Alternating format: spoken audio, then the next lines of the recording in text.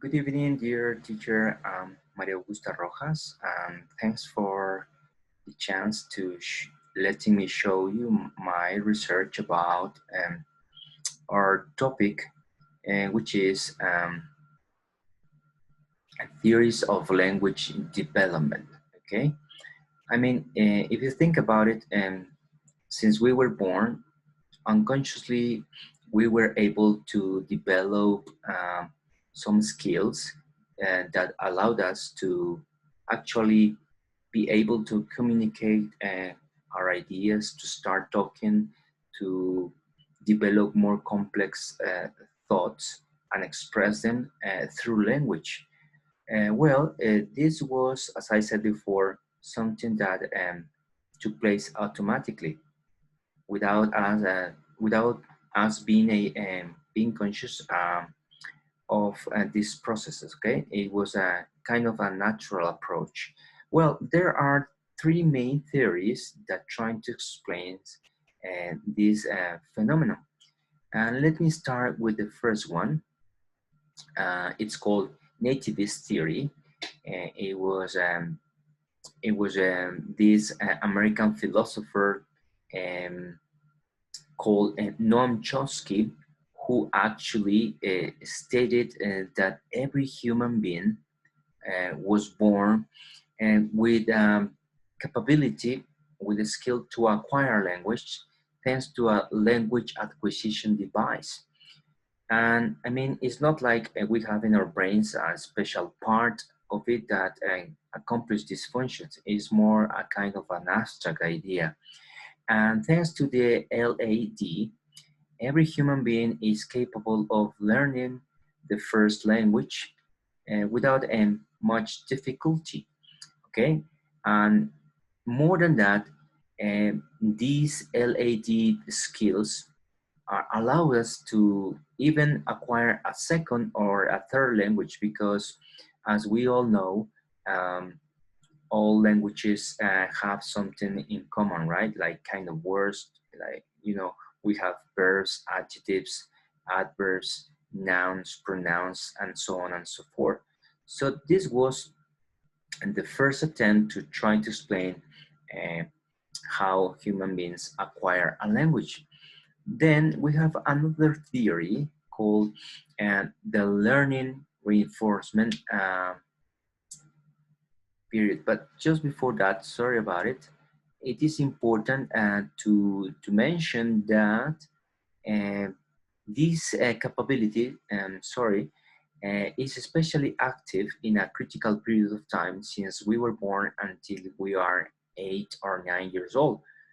Uh, it doesn't mean that after this time you will not be able to learn a second language. It just means that it will be harder, okay? And sorry, now coming back to the second theory, learning reinforcement theory is called. It was developed in between the early 1920s and 1930s by various authors, especially this guy called uh, Fred Seymour Keller. And it was the opposite. I mean, he or they stated that all human experience continuous development, continuous learning. I mean, the main difference is there are no stages. I mean, this process can begin with our birth and can end with our deaths. So it means that basically we are always learning, and not only language, but any kind of knowledge. And it has to be a collaborative process, okay, where social and psychological processes are equally important and mutually influences.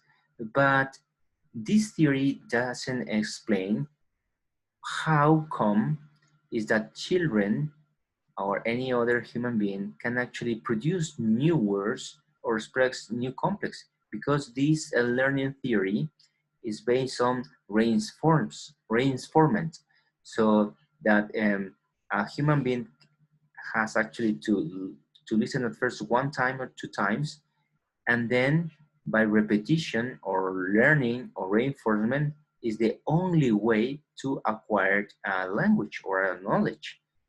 And that's when the third theory comes and take place, okay? It is called the social interactionist theory, and it's basically, as its name says, um, that we need social interaction. It was developed by Russian Jewish scientific Lev Vygotsky in early 1900s, okay? And basically, this theory states that a child's social interaction to develop many skills like reasoning, memory, attention, language, and so on and so forth, among others. And let me put you an example to try to explain this theory, okay? So, for example, when a telephone rings at other homes, when we were childs, we show is many skills that we already have, like for example perception, because we could actually hear their phone ringing, and then we practice some decision making. We ask ourselves, shall I get it or not? And then once we decide to answer the phone call, sorry, uh, we also practice some motor skills like picking up the phone with our hands, picking up the receiver. And then we practice some language skills, like because we actually had to talk to the person and try to understand so we could use language.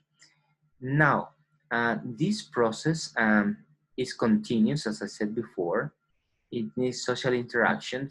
I mean, you can see from photographs in here, is we learn from watching, then letting an adult, normally our parents or some other adults like teachers, uh, help us in this process, and then we can, let's say, like repeat or practice this process until we eventually find ourselves independently doing this process.